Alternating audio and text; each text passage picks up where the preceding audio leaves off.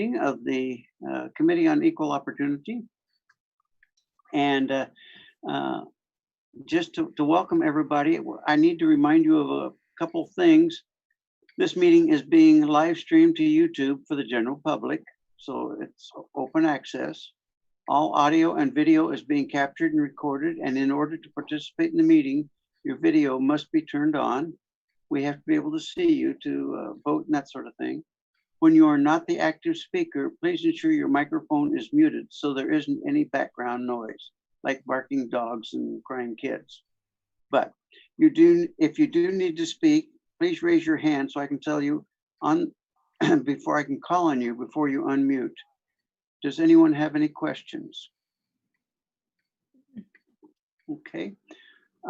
With that, let's get started. Don, will you call the roll?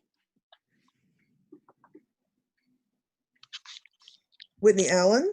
Present. Deborah Aparicio. David Carpenter. Robert Croft. Alfonso de Torres Nunez. Ling Yu Patty. Here. Sean Reynolds. Here. Welcome, Letitia Sean. Robertson. Present. Robert Stack. Here. Grant Minix. Here. Kim Hallbauer. We have a quorum present, Dr. Stack. Very good. All right. Excuse me. With that, if Dr. Thompson is sitting there and ready to go, invite him to make some opening and welcoming remarks. Aaron, are you there? I am here. Good morning. Good afternoon, everybody. I've been on so many meetings, I don't know when's noontime. I haven't eaten yet. So if I kind of fall over, it's because I'm hungry. How are you, Dr. Stad, and the team? I'm doing well. I'm here in the office and just enjoying life. Well, good. And I hope all of you are. Good to see some faces I haven't seen in a while. It's in fact a blessing for me to get a chance to be in this meeting with you now. Got a couple of updates, and then I'm sure you're going to hear a lot more throughout the meeting. First update is we've had a council meeting. In that council meeting, we approved tuition increases, and happy to say so far we've allowed 3 institutions to be deferred to the Finance Committee. So we're waiting for them to come back. We know what 2 of them are going to be already, and both are, one's 1%, the other is a little over 2%, which is KCTCS. We're still waiting on the University of Louisville. But with all that being said, this is the lowest tuition rate increase we've had in over 20 years. So we're happy to say that affordability is on the front of our minds still during this time of crisis. But in fact, I appreciate all the institutions really thinking about the student at this time and thinking about exactly what the market forces can bear. A lot of folks are unemployed. A lot of people are in a situation where they're worried about what they can afford, even if they're not. So I appreciate the institutions concentrating on this. It's obvious about some of the things going on, and we don't have time now to talk about all of them, but I will say that, you know, the Black Lives Matter movement and some of the other items that are focusing on true disenfranchisement is truly an item, and to some degree I wish we weren't dealing with.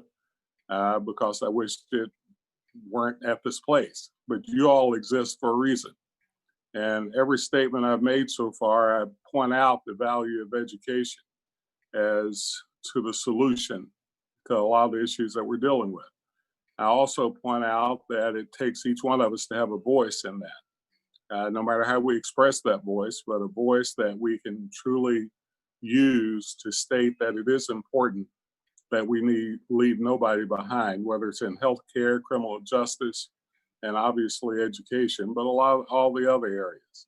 And that so much of this is going to be fixed through the thread of actually infusing what we believe in as our value system.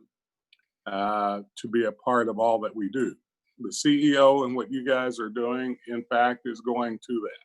What you're talking about today with the approval of the results of the latest go around of assessment talks about that. What we're doing with the cultural competence assessment talks about that. All of this is important, not just as a statement of what we value, but it's important as a statement of how education is of value. And so,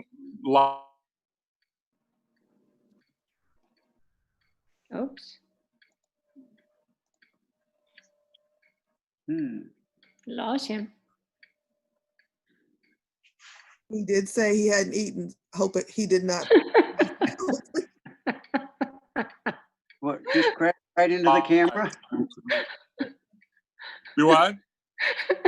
You went blank for a while. Did you just crash into the camera with no phone? No, did I go blank? I couldn't Yeah. see it over here. Did I look better than I do now? Not a chance. Hopefully you heard me. Did you hear me? No. You didn't hear me say anything. Well, up to the value of education is part of what we're doing, and its value to everyone. Yeah, absolutely. But talking about what you're doing with the assessment, what we're doing with the cultural competence assessment, and what we're doing now, maybe more than any other time, is in fact needed. But I want to point out we were proactive here. We were not reacting to some of the things that have happened lately. We understood early how this was important. We understood a long time ago, but especially with the last way we've done our diversity policy, how crucial it is to get it as a part of the fabric. So there's a lot of things I can catch you up on. I mean, we're doing a whole lot in this area. You've seen our webinars, you've talked to other people who's been a part of it. But more than anything else, it's also important that you understand that we are working with other institutions like the criminal justice system, the corrections system, and overall justice system to help them design something that goes to the fabric, to the curriculum, to the training. So I want to thank Dawn and Travis and their team for actually focusing on this heavily and having even gotten me involved a little bit, which makes me happy. So, Mr. Chair, I'm open to any questions, especially Travis and Dawn, if there's anything you think I should hit on, because there's so much. I don't want to take up your meeting with my report, but are there any items I should be touching on that you find that I should be telling these good people? Actually, Aaron, I made a comment at our last CPE meeting, but the value of education and the leaders involved in that, I think we should be just pushing that as hard as we can to show people such as yourself in a very positive light. Now, you showed us a video, a minute or so video at the last meeting, CPE meeting. Could that be shown? Because I think this group of people would just be totally impressed with it. And it's, to me, showing all the positive aspects of education for Blacks. I think it would be, I don't know if we can pull it up or not. Dawn and Travis, do we have access to that? Maybe Heather might, I don't know if Heather's on the line or not. On. Heather is on. No, but Wayne is. Wayne is, yeah. He, And I'm sorry to pull it out from just at the last minute, but as Aaron's talking about the value of education and that sort of thing, it's a very good video and short.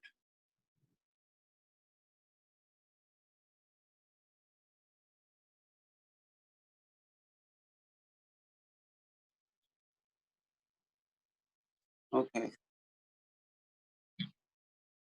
Wayne, if I can get it to you, could you do it? Let me see if I can find it and I'll send it to you, okay? And then maybe you can tell Dawn when you get it.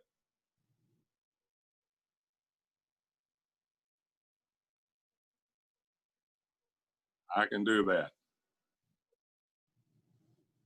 Well, Mr. Chair, that's all my message right now. I appreciate your statement last week, and I appreciate it now.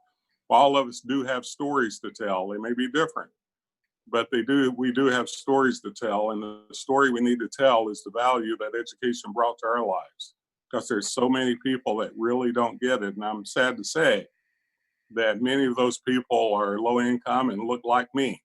And so we've got to figure out how to tell the story, tell it in a way that people will listen, and then direct ourselves to actually helping somebody who may not have heard it to listen to it. So thank you, sir. Well, you deserve lots of credit. Well, thank you. Okay. I'll be back on in a minute as soon as I find this. Okay, well, does anyone else have any thoughts or comments for Dr. Thompson? I'm still here. I'm listening. Okay, but nobody has come up with a comment, so let's move on with the meeting. And once we get that video ready, just interrupt us and we will watch. Fair enough?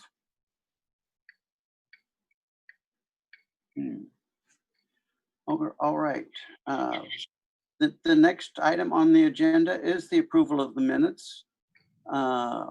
We have the April 27th minutes. They are in your board book or meeting materials.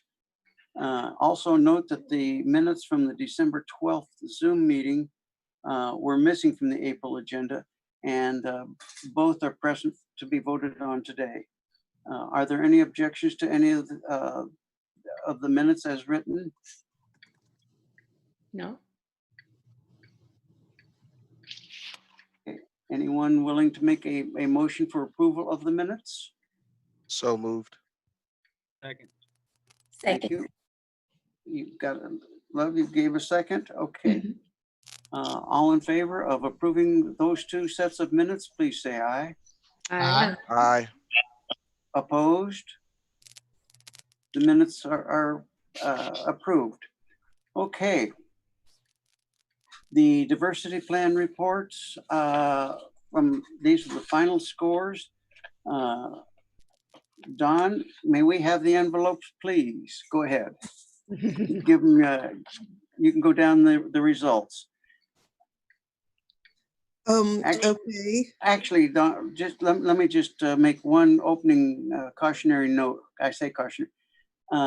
As you look at them from your board books, they're printed out here.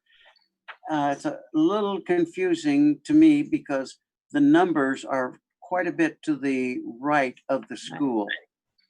For instance, the first one, it's UK, but it looks like it's almost under EKU. Right. All the numbers are quite a bit to the right of the school. That's all. Go ahead.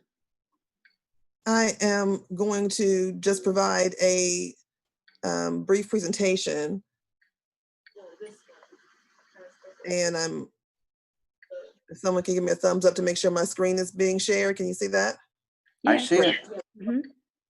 Okay, so just briefly, I wanted to remind you all, well, before I remind you all, let me thank you for the time that I know that it takes to go through this whole entire scoring process. And I wanted to make sure that as we look at the process, just to let everyone know that this is a year-long process, basically, and I'll show you why it's about a year-long process. But just to remind you that based on this time last year and some of the feedback we got in terms of writing the report, in October, we provided technical assistance to many of the institutions based on their need and their request to know what the review team leads and review teams were specifically looking for in writing and in their responses. So we provided technical assistance for writing the report. Then we also recognized the fact that we wanted to make an adjustment to our reporting tool.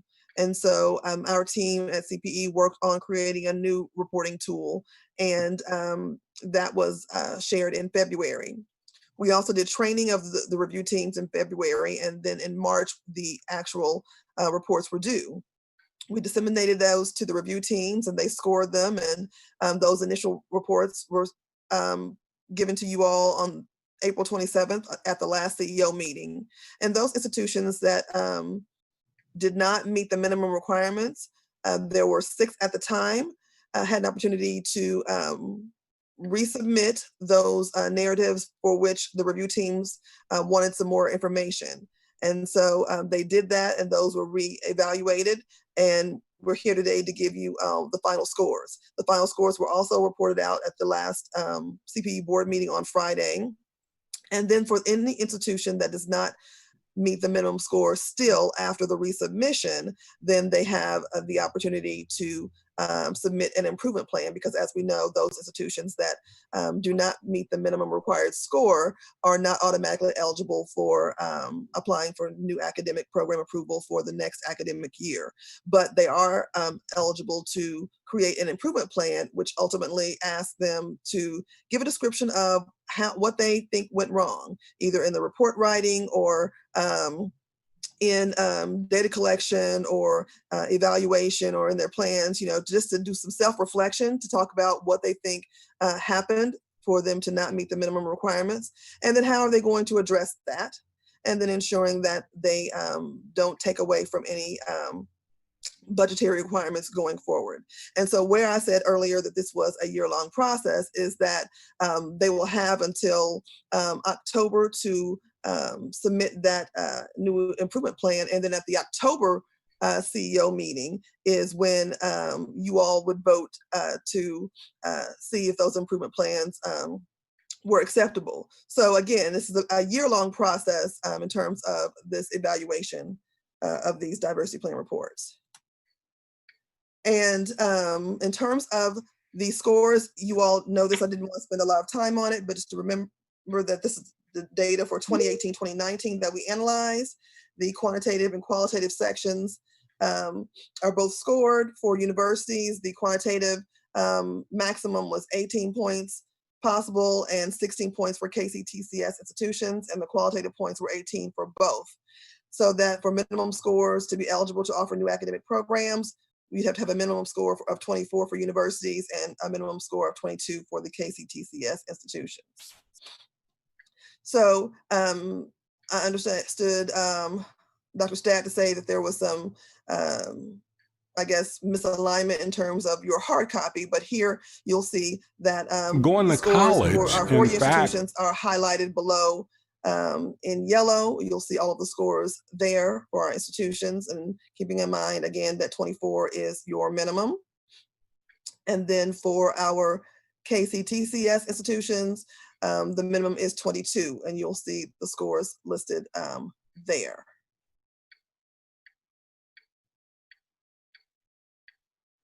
Don, just the lines didn't show up to differentiate, that's all. Oh, I see. Okay. So as you might note that Eastern Kentucky University did not meet the minimum requirements to be eligible to offer new academic programs. And so their next step, if they so choose, is to develop a performance improvement plan to identify those specifics, to talk about what it is in terms of their self-reflection that they feel that needs to be improved upon and did not go well in the last year. If you all decide as the CEO, you may recommend some sort of site visit to talk to the professionals at the institution to review some data or any types of questions that you might have. And then they would be given a deadline to submit that improvement plan. And once reviewed and approved by you all, then they could request a waiver to offer the new academic programs. And again, that would be at the October meeting. What we wanted to do is, before we get to high impact practices, that I would be remiss if I did not call particular attention to Western Kentucky University, Kentucky State University, and Maysville Community and Technical College. They did not meet their minimum requirements last year, and they did go through the improvement plan process, but I will say that they made the necessary adjustments at their institutions in terms of their strategy revisions and necessary adjustments into their report writing, so that all 3 of them made that the minimum scores required this year and showed significant improvements. So I would be remiss if I did not say that. And so at this time, I will turn it over to our associate Devin Muff, who has done a deep dive into the actual strategies and has seen where some certain strategies for opportunity, success, and impact from our institutions were really scored well, and wanted to just bring a few to share with you all as we were doing this report. So Devin, I'll turn it over to you. Thank you. And good afternoon, everyone. So my job was to look at the high impact practices of some of the institutions that score really well on the qualitative section. So these are 3 strategies that stood out to me. And the first one that we'll talk about is from the University of Louisville, and for the opportunity, and their strategy was to implement best practices related to financial aid scholarship assistance to increase enrollment of underrepresented minority. And so they want to reduce application fees and scholarships. One of the big barriers for students enrolling into their institution and to actually retaining students at their institution was finances. And so one of the things that University of Louisville wanted to do was to increase the scholarships that they gave out. So one of the ways they did this was, one of the scholarships that they gave out was called the Cardinal Pledge.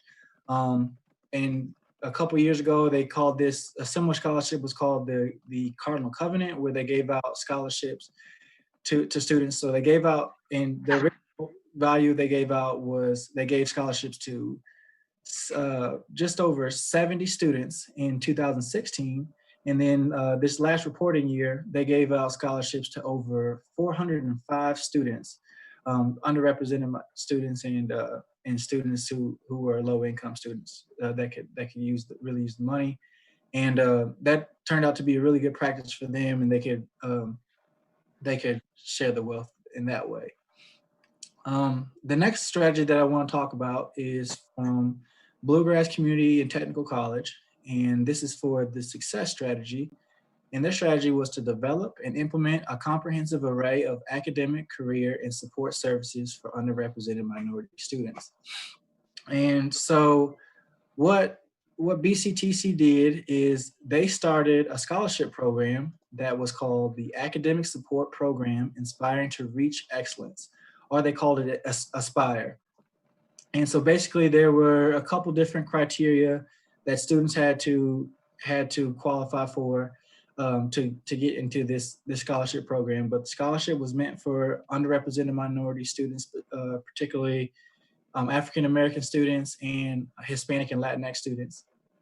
The scholarship could range anywhere from $500 to $1,000 a semester, and can be renewed up to 1,000 semesters.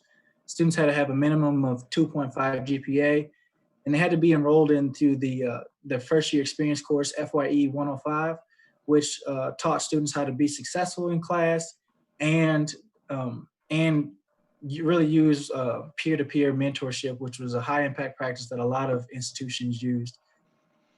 This was really, really successful program that they've been using. So in the fall 2008 semester, they had 21 students who had the Aspire Scholarship, and they had 100% retention rate from the fall to the spring. And 81% of the students were in good standing with an average GPA of 2.88. And then in the spring semester of 2019, they had 24 students who were rewarded with the Aspire Scholarship. 92% of the students who were in the program were retained from spring to fall, and 92% of the students who were in the program had good academic standing with an average GPA of 2.9. So this program was highly successful for them, and so really good job BCTC for implementing that program. And the last strategy that I want to talk about is from the impact section, and I want to really recognize Northern Kentucky University. And their strategy was to increase the diversity of faculty, management, and staff by ensuring search processes are equitable and consistently applied. So Northern Kentucky has something that I thought was really interesting. It's called the Office of Inclusive Excellence. And what Inclusive Excellence does is try to ensure that there is inclusive excellence in every form on campus is reaching out and trying to make sure that all of their practices are diverse and they are practicing best practices for equity and inclusion. And so, but this one particularly has to deal with with hiring. And so they recreated guidelines for recruiting faculty, and they developed a comprehensive framework for how they go about recruiting and hiring practices for diverse faculty and staff. And they saw some pretty good results from this. The underrepresented minority applications for the faculty increased from 557 the previous year to 778. And then the underrepresented minority applications for the staff increased from 821 to 887. And Northern Kentucky actually hired 2 new underrepresented minority faculty in that reporting year as well, using this strategy. So I thought that was really, really great for them to use as well. And other institutions have used high impact practices, but these were just 3 of them that stood out to me. So thank you. Thank you, Devron. I'd like to just jump in a little bit more with this because I've talked with Aaron and a little bit with Dawn about possibly getting all the diversity officers from the schools together to bring in their best or most effective practices into a roundtable, and being able to develop a manual or a paper of some sort of best practices. And we, as you mentioned, Devron, several of these schools have similar programs.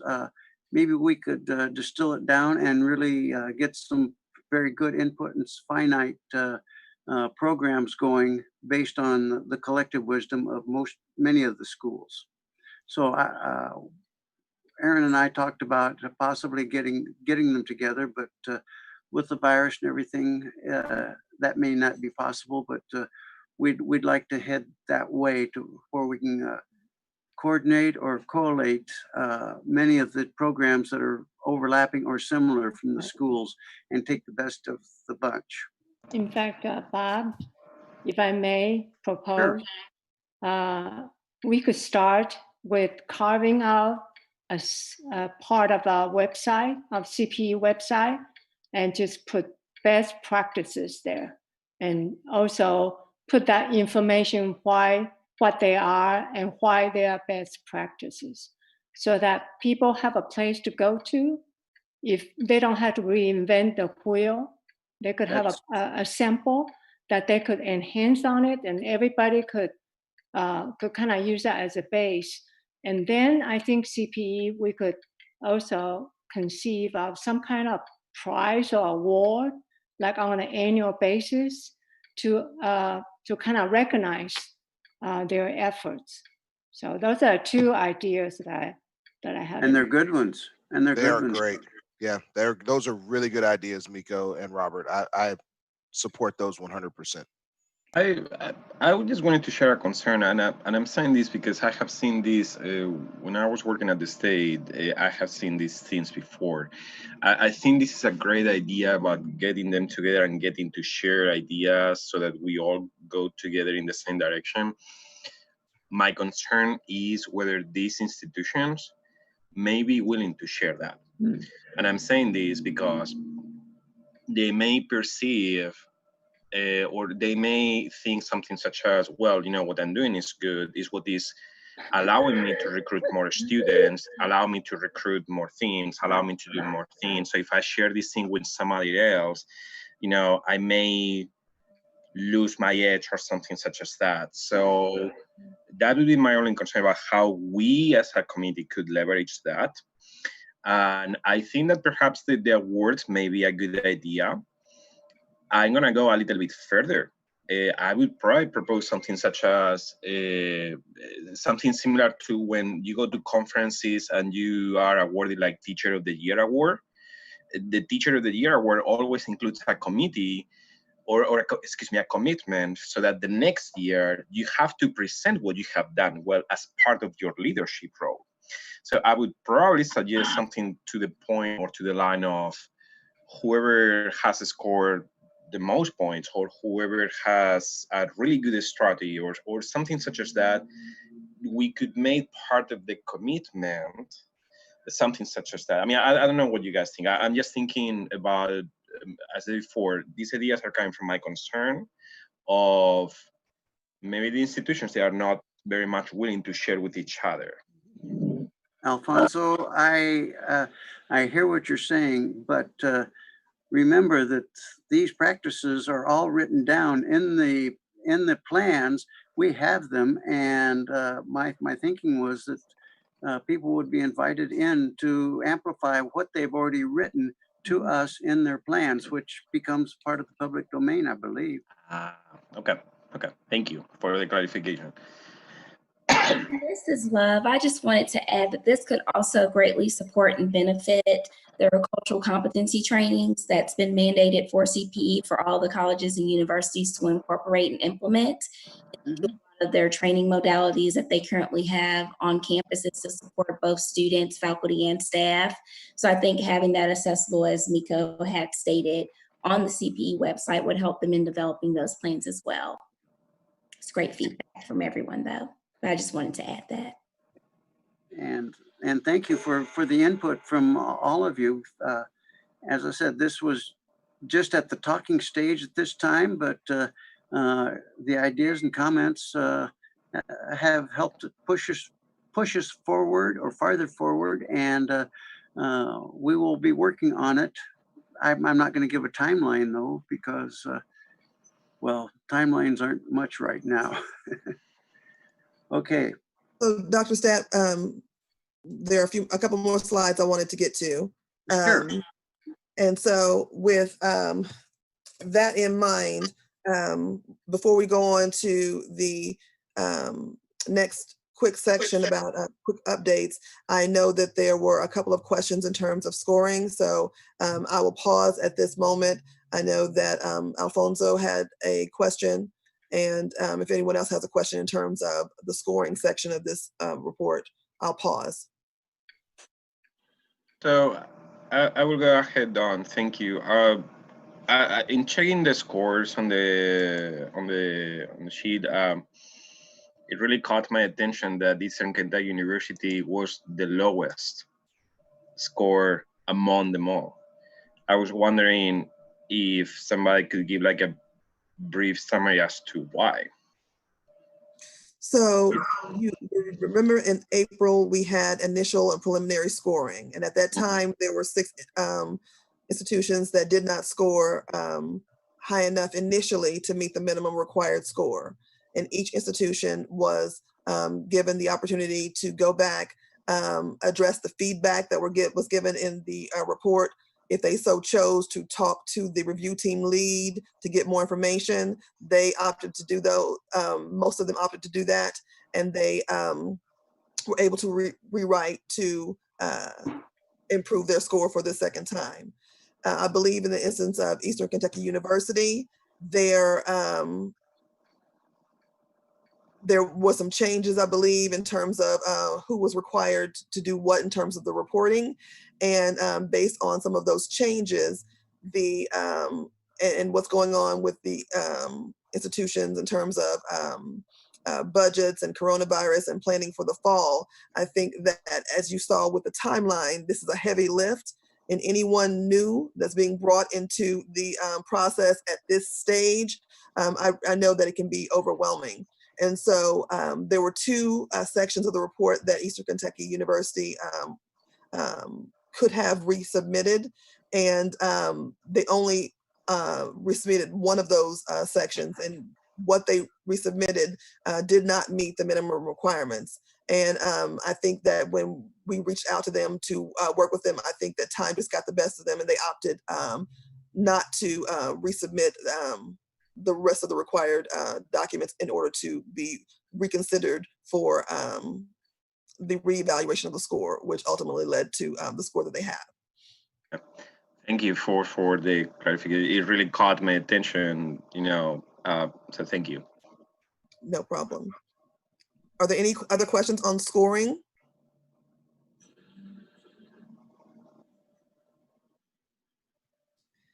If not, then I will move on. I wanted to take this opportunity to give the CEO updates on the initiatives from the Diversity, Equity, and Inclusion Unit. So as you know, back in November, we had our Higher Equity Symposium, and you see higher equity there. We know it's the intersection where higher education and equity converge and provides a forum for people to discuss issues and trends in diversity, equity, inclusion, and ultimately cultural competence. And so what we wanted to do is make sure that that symposium was not a one and done type of situation. And so we were going to make sure that we were continuing to have these conversations throughout the year up until the next symposium, so that it's ongoing and continuous.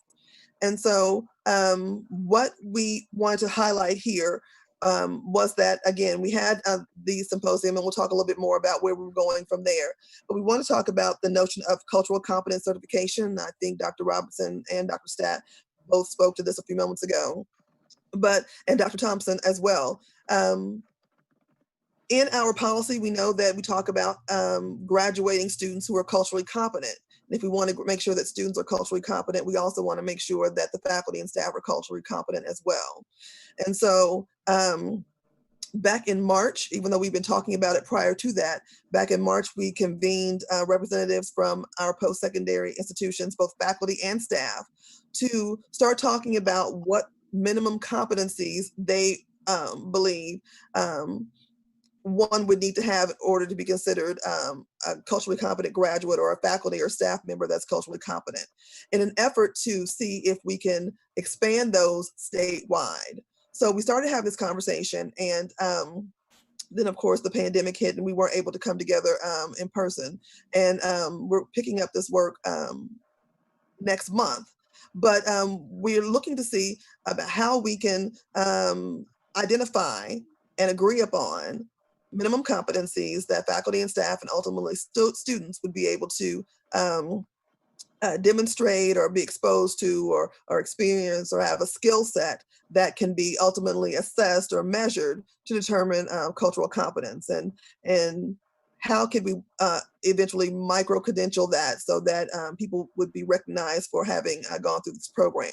So we, again, started this work earlier in the year, and expect to continue that throughout the fall with a pilot in January. We also started to work with our Academic Leadership Development Institute that we call ALDI. It was our second cohort, bringing together underrepresented minority early career individuals to provide some professional development and talk to them about their leadership aspirations and put them in the spaces with those individuals who are leaders in the field, so that they can glean some information and pick their brains in order to help them achieve the career goals for which they aspire. We also developed on our website, Ling Yu was talking about putting certain things on our website. And one of the things that we did do was create a diversity, equity, and inclusion, as well as COVID-19 resource hub, because at the very beginning of the pandemic, individuals were asking, how can we keep diversity, equity, and inclusion in the forefront of this conversation? And how could we now ensure such things as our online instruction are inclusive for our students' needs? And so we have websites, articles, webinars, not only our webinars, which I'll talk about in a moment, but other webinars to provide resources for our institutional representatives and anyone else that might need to have a resource to go to be able to help them with their workloads and responsibilities. And then, as we know, we've been doing, as I told you, we talked about the Higher Equity Symposium, it not being a one and done conversation. We've been having our Higher Equity webinar series. And you may have seen the most recent one with Dr. Thompson, entitled Education, a Catalyst for Systematic Change. And that webinar was so popular that when we were live at the height of it, we had, I believe, 338 people watching live. And since then, we've had over 1,600 views on YouTube. So we were really excited about that. But because we were not able to get to all of the questions that people wanted to ask of Dr. Thompson, we're having a follow-up on July 1st for a question and answer series. So this has been really exciting work for us. And so all of our work that we've been doing, you can find at our website there below.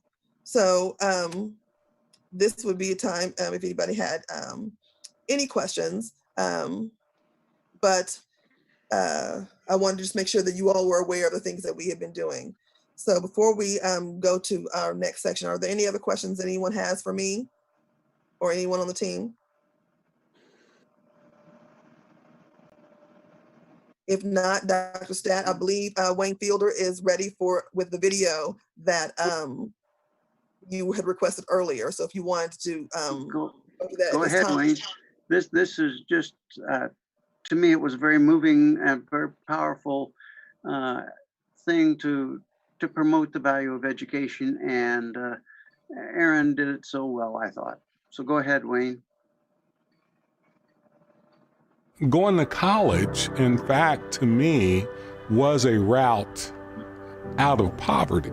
And it was tough, seriously tough, because it was during those days when African Americans were just coming into predominantly white institutions. But that struggle helped me to understand the value of higher education, and that made me want to give it back. Kentucky students are facing some of the things I faced many years ago when I was going to college. Whether or not college is for me, or whether or not I even know what college is. We also heard a lot about students believing they're not college material. How do we reach out to all of the students that may not be engaged? We have 600,000+ adult learners. Many of our students are part-time. So we here in Kentucky are fostering a way of thinking about that. Truly pushing merit, but also pushing more need-based, pushing more wraparound services for higher input. What gives me hope is that there are many people out there like the higher learning advocates that are willing to put their time, effort, resources to do that. And I know many people who are just like me that are feeling that impact on what happened in their lives and are willing to share it with others.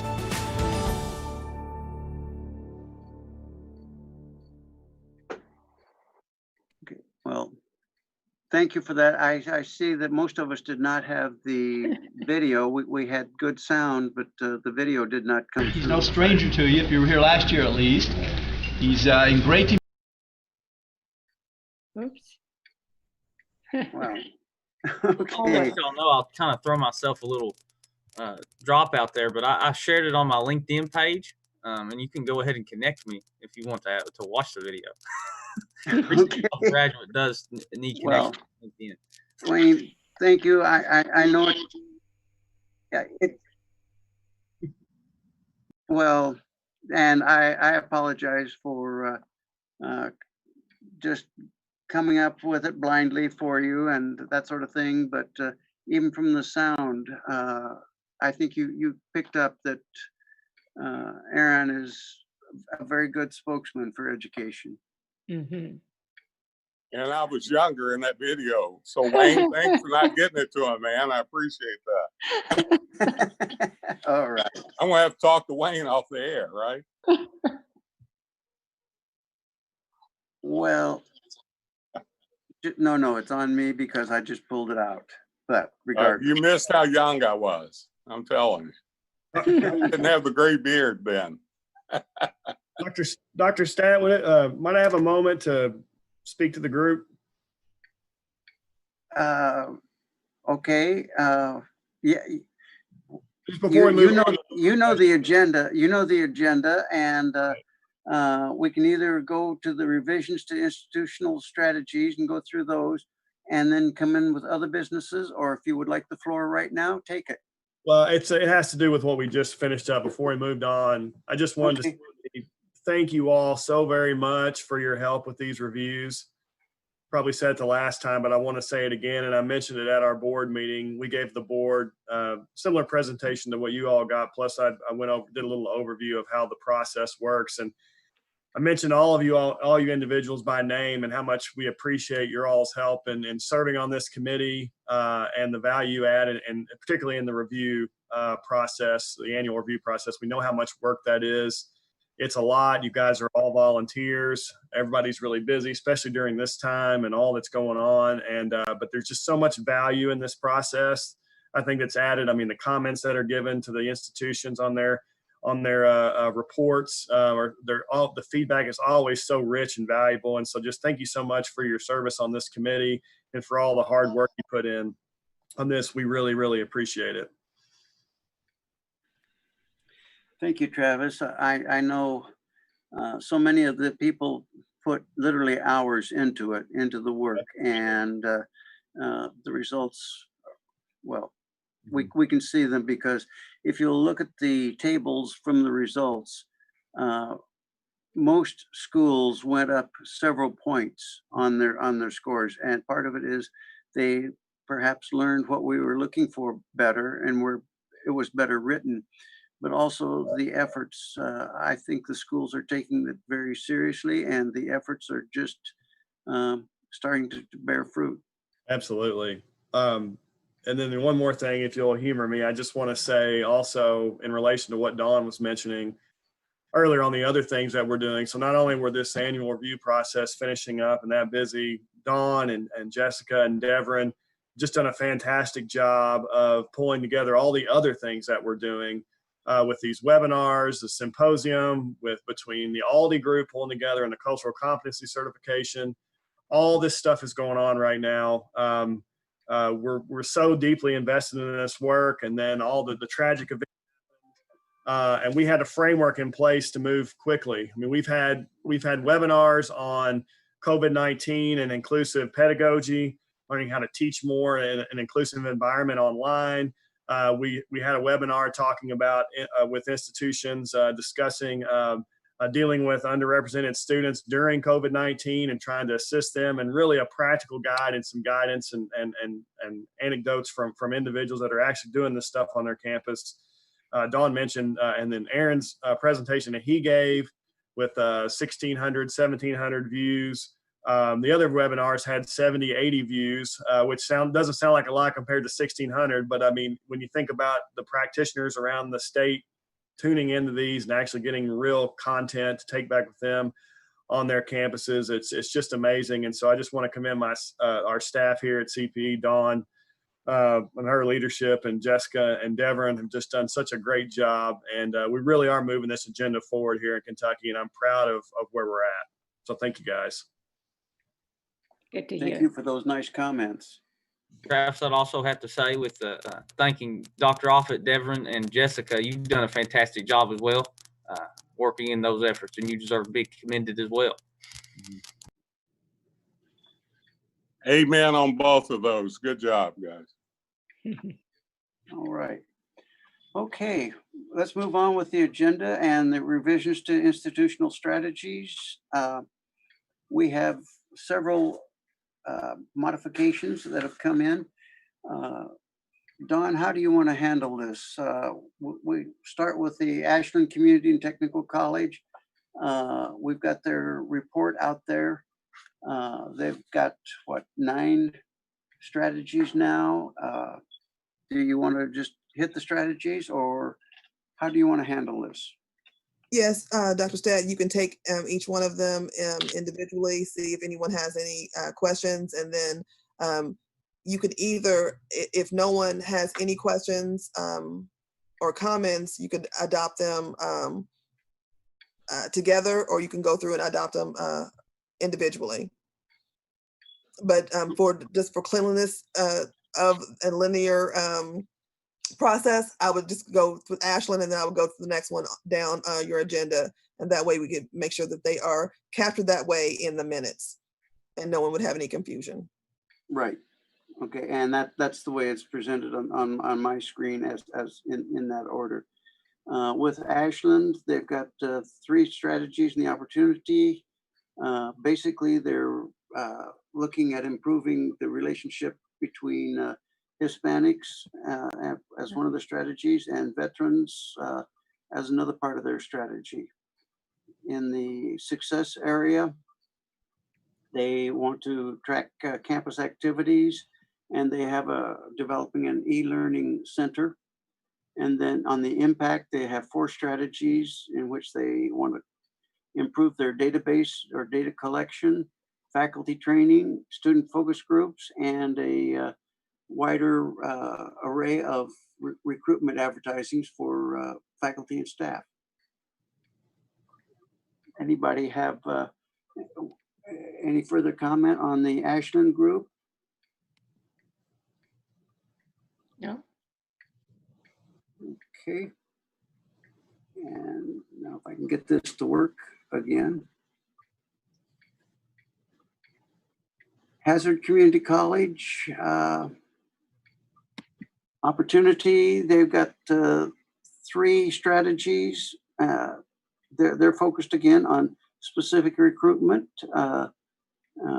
and barriers to admission, and a leadership council to work with the local high schools. In the success area, they've got 5, but the one that stood out to me was the Pell eligible students now are being encouraged to participate in the President's Student Ambassadors Program. Getting more communication going with all levels of abilities. Then enhanced student advising and emphasis on the first year learning experience. Earlier, someone mentioned, I think Don, you may have mentioned that the FYI 105, the first year experience, is now a requirement for this, and many schools are adopting it.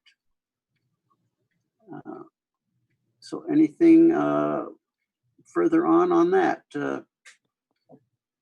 Hopkinsville and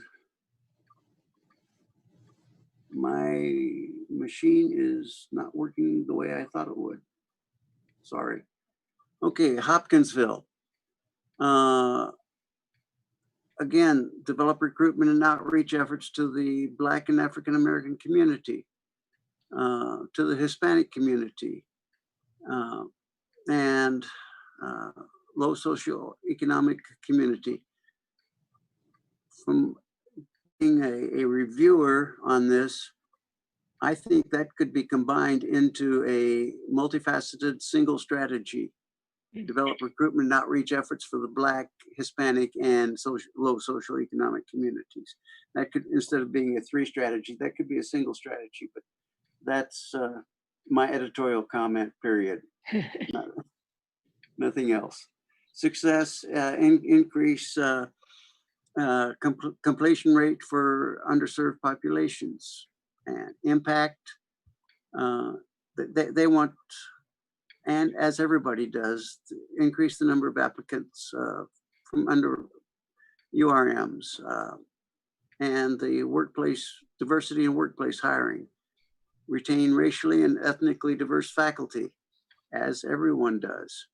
So these are, I'm seeing a very consistent and fairly common group of strategies by these schools. And this is what I was thinking about, possibly getting, as we start getting there, really getting a fine tuning on with this diversity officers conference or whatever we want to do. That's what's driving it, is just seeing some of the commonalities all throughout here. Does anybody have any comments on Hopkinsville? No. Okay, the next one is Jefferson Community College. I didn't see how really they, to me, Don, you may be up on it more than I am. It looks like it's an incomplete application because, well, they've got impact 6, 7, and 8 with only 6 filled in. And then on the description, proposed strategy and justification, there's nothing in the opportunity area where they have increased Hispanic student outreach. It just doesn't look complete. So I will let Devin speak to this, but they may have only had one or two strategies that they needed adjustments. They didn't put all their strategies in there. They were only making the adjustments to those that they wanted to have tweaked. And so I'll let Devin comment on that. Am I correct with that? I don't have it pulled up, Devin. Yes, you are correct, Dr. Stat. Jefferson Community and Technical College only wanted to look at opportunity number 2 as a new strategy, and they wanted to make revisions to impact strategy number 7. Okay. Okay. So everything else is consistent with what we've already approved. Yes, that's correct. Okay, thank you. And that was create a URM enrollment task force. And this is possibly due to the COVID-19. They've established the task force to see how they can strategically engage and add marketing efforts to target URM students. So that's one of the strategies that they've come up with. And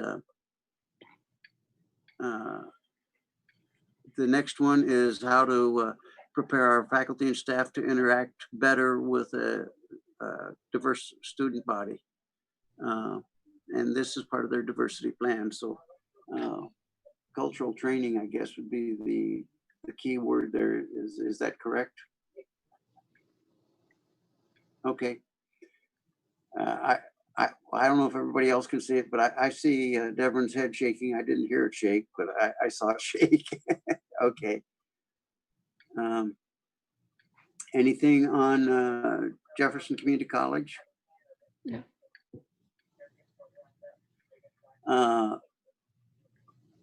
Madisonville, we have a number of changes here or increases, but again, increase the diversity recruitment events on campus, new opportunities, and promote academic programs within local area school districts.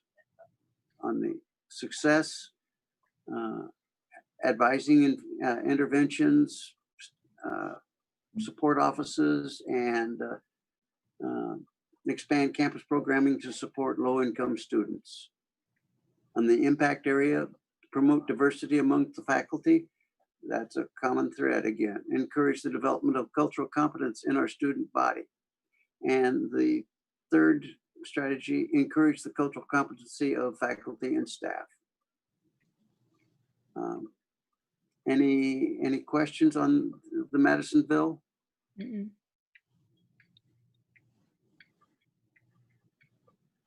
Now, the next one is Moorhead, and I'm not sure I understand it, Devin. I mean, they put down page after page after page with lines through it and that sort of thing. Is this that's what they want to replace or get rid of and replace with a much simpler program? Is that correct? Yes, for Moorhead State University, they only want to look at impact strategy number 5. Which is, okay, explore and create a marketing and implementation plan for the development of a summer camp for rising UM and high school students that will support engagement in the area of inclusion, social justice in their communities, and can be used as a recruiting tool. Yes, they're requesting that it be removed from the CEO. I'm sorry?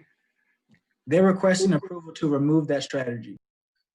That's what they want to remove. Okay.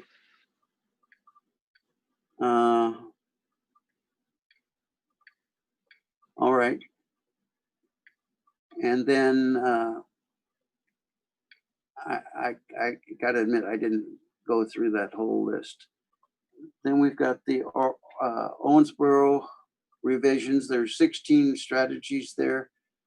Devin, can you give us any briefing on the Owensboro projects? Yes, so Owensboro is looking at opportunity strategy number 7, or its proposed opportunity strategy number 8 is the only one that they want the CEO to look at. Okay, 7 is establish the Pathfinder Den to promote career and transfer opportunities to Owensboro Community and Technical College students. And then 8 was develop agreements with key transfer partners such as Western, Brescia, Kentucky Wesleyan, to alleviate barriers that may hinder students following through with plans to transfer. Those are both very legitimate programs or strategies. So, and those are being added or modified.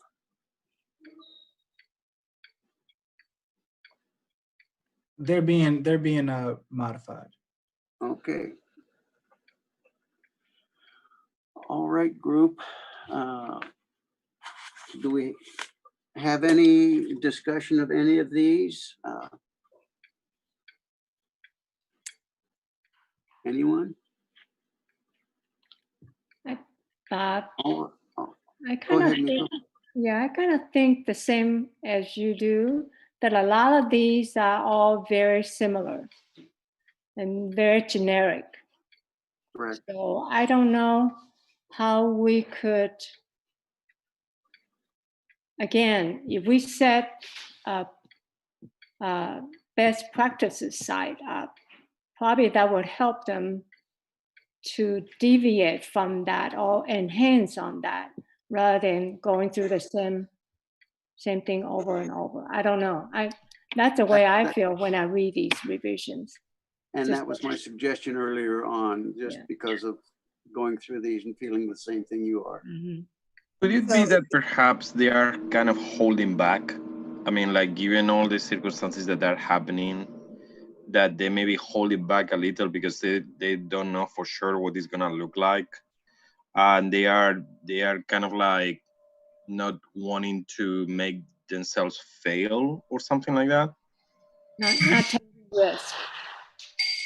Yeah. So let me, if I might, before we get too down in the weeds, say one thing that I would ask that you all keep in mind, that when these institutions created these their diversity plans, their plans were from 2016 to 2021. And so we're right now in 2020. And so the next scores that they're going to be looking at will be from this past academic year, 2019-2020, which has already been completed. And what they're trying to do is to make some streamlining of their strategies for this upcoming year. But keeping in mind that after this upcoming year, they may take a look at their whole entire plan to see what it looks like for the next 5 years. And I think that at that particular time, all of this feedback that you all are giving in terms of strategies and making sure that those strategies are streamlined,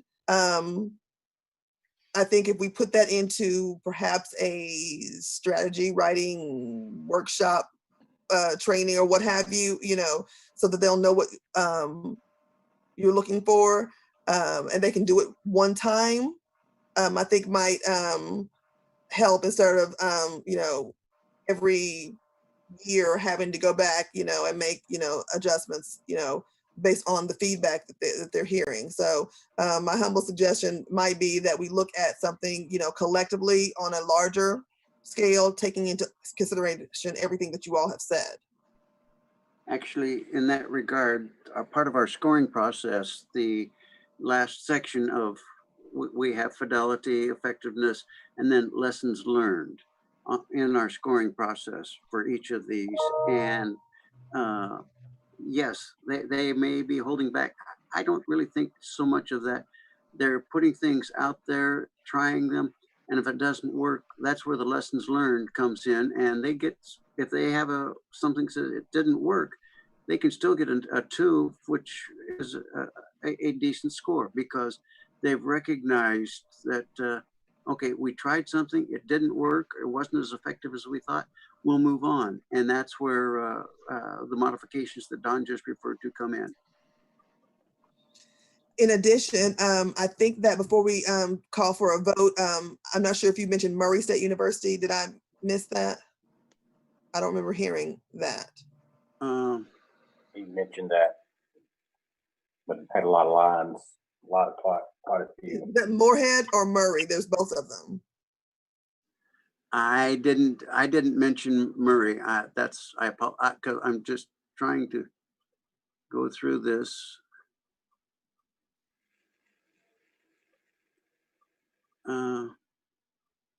Yes. Actually, it was Murray that had lots of lining out, that sort of thing. I didn't. Okay, so then we want to make sure that we address Moorhead on the record.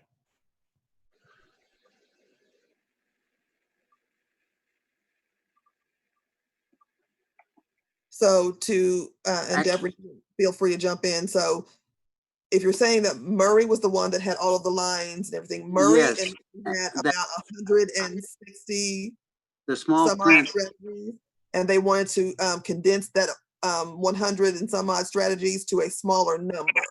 So Right. so they were deleting all of those and making those to a smaller, more manageable number for Murray. So I wanted to clarify that. And then Moorhead is the one that you didn't address, I'm assuming. That's okay. I quite candidly, when I went through this, the Murray State heading is extremely small, and I just assumed it was still part of Moorhead's report. So actually, this is offhand, but I tried to print these 28 pages out so I could read them more easily, and I couldn't find how to print them off of this site. I can't find. I do Control P, that sort of thing. It doesn't print. So I don't know. Anyway, so I'm playing with the computer here, trying to figure it out. But we do have Moorhead State University, and under the headings, there are no strategies listed. Down below, there is number 5, explore and create a, this is under impact, explore and create a marketing and implementation plan for the development of a summer camp for rising URM. What I'd read earlier, that was the Moorhead. Then, so we did talk about that. I did skip Murray, and they have the 161 down to like 6 or 8 strategies.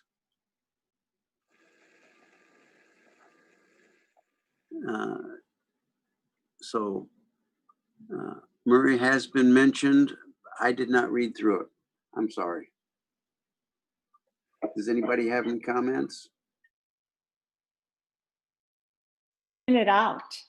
I try to resave it as a different format in order to print it out. I couldn't print it out because the PDF file is just too small. The type, I could not read that. So it's very difficult. I communicate with your office about getting just an original spreadsheet so that I could zoom it in or zoom it out with Excel, but I never did hear back. I do like to have it printed. Question. I don't know the format that they were on. Is there a way that you could simply look at the 6 or 8 that they are requesting approval for versus the other ones that they're trying to delete? I don't think have the same impact as the ones that they are trying to actually say, these are the ones that we are asking or requesting approval to proceed with this academic year. Okay, well, I guess my comment is, and it's under our scoring regimen, lessons learned, I would like to be able to print these out, which from the onboard passageways, I don't see a way to do it.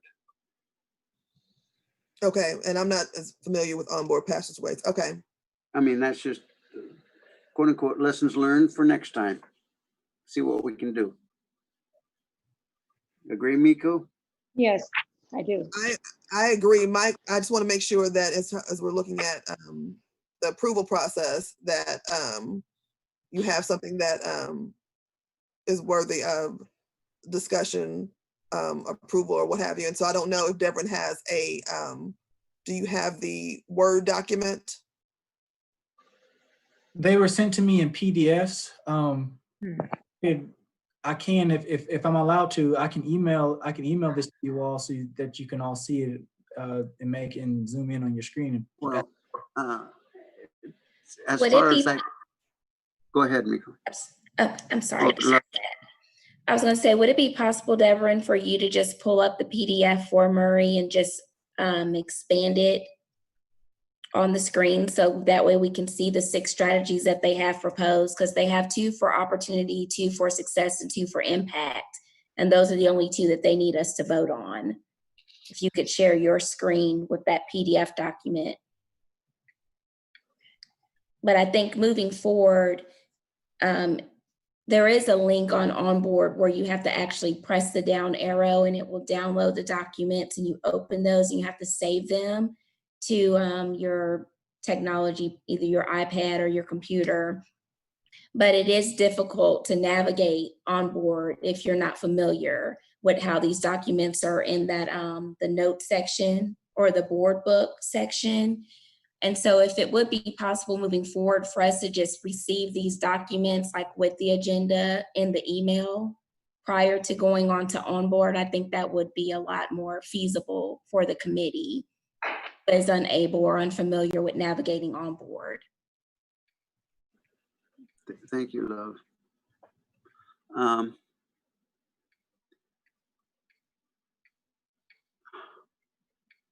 Okay, with the 6 strategies, they've just come up here larger on the screen where I can almost see it. Actually,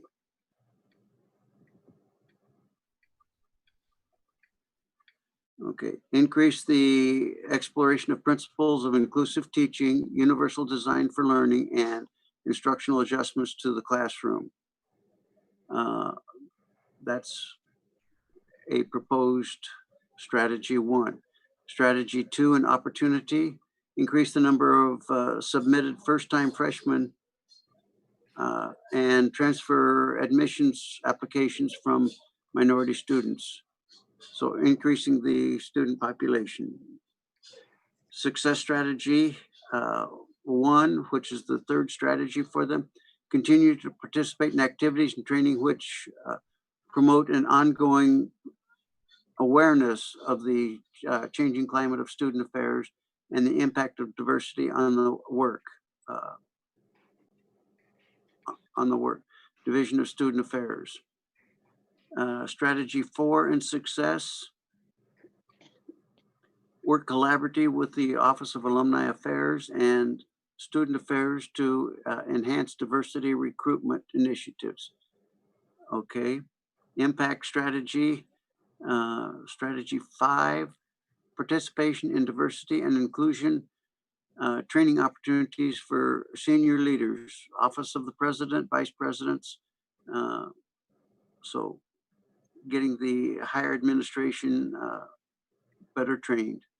And strategy 6, assist the institution with resurveying the campus to gauge the campus climate in a manner which directly directs intentional efforts for recruitment and retention of the highest caliber faculty and staff. So that's the very long laundry list is being replaced by these 6 approaches.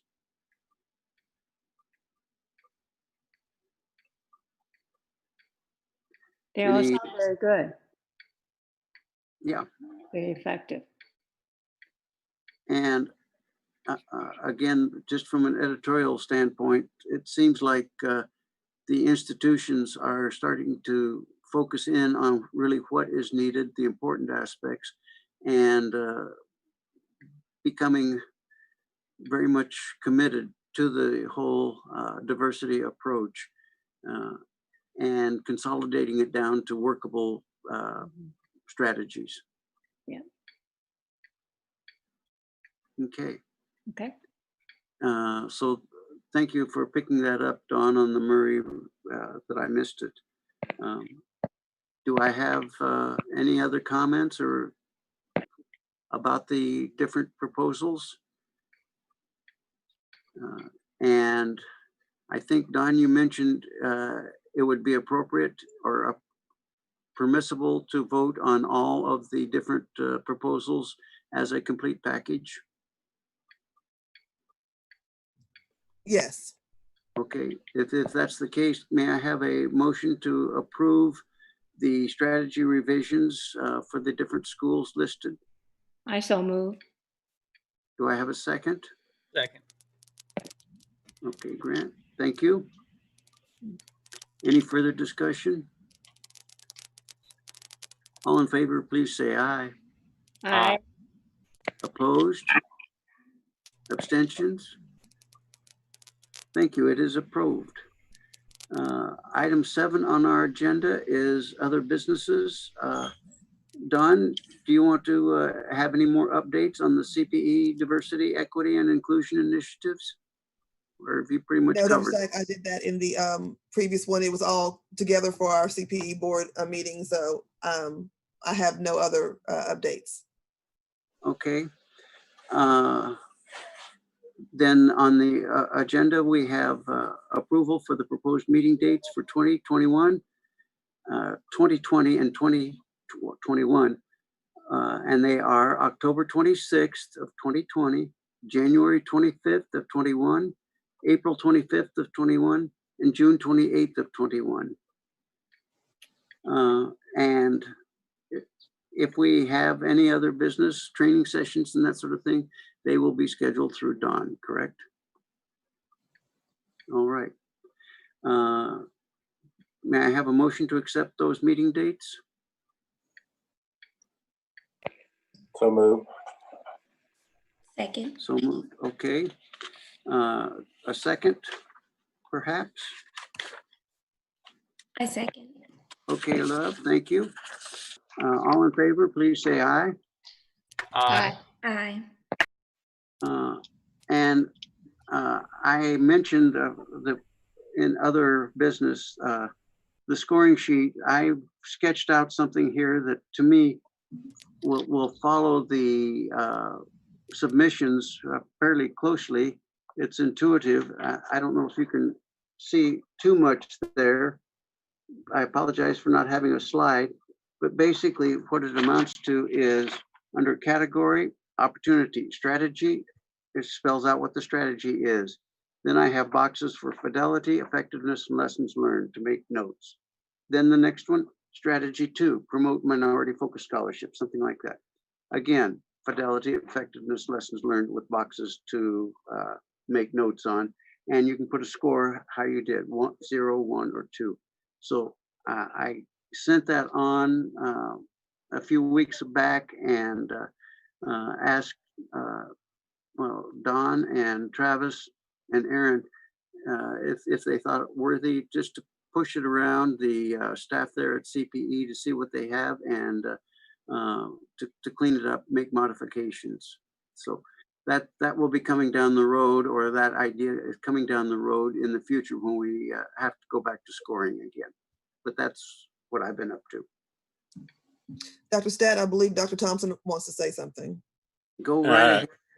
Yes, I didn't want to disturb you. As a matter of fact, I got to get off and get on another one that started a few minutes ago. But I wanted to say, you know, I've been doing this now, I don't know, for 20 something years. I mean, 30 years maybe, however long CEO's been in place. And been at CPE in charge of this for the last 12, 13 years, for a long time, too long. I am just so impressed, I have to say. I'm impressed at a lot of different levels. First of all, y'all ran a good meeting. Not chaos, but very engaged. Number 2, seeing what Travis and Dawn showed me on some of the institutions, I'll just do a call out to them, and how they really have taken this seriously and applied themselves to really focus on what's important is quite impressive. In other words, we may not be able to show direct causality, but it's amazing how well this is correlated with how the campuses are doing.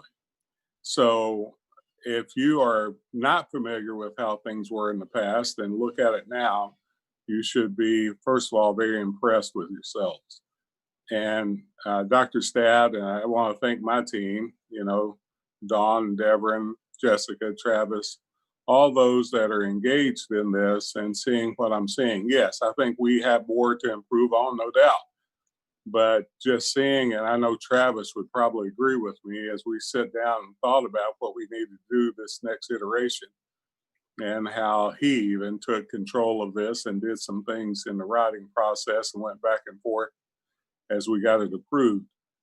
I'm just very impressed to see the level of concentration that you all are putting in this, as well as your campuses. So I just want to interject before I got off and just say that these things are obviously important, as you see now more than ever, but I just want to compliment you all and you guys putting together such a great CEO team. So I thank you and appreciate it, sir. Thank you, Aaron. And you mentioned my name, but I'm just a figurehead. The workers are out there on the other end of this call. You know, but you're a good looking figurehead, Bob. So thank you. All See right. you guys. All right. Anyone else have any comments, notes, or business to attend to?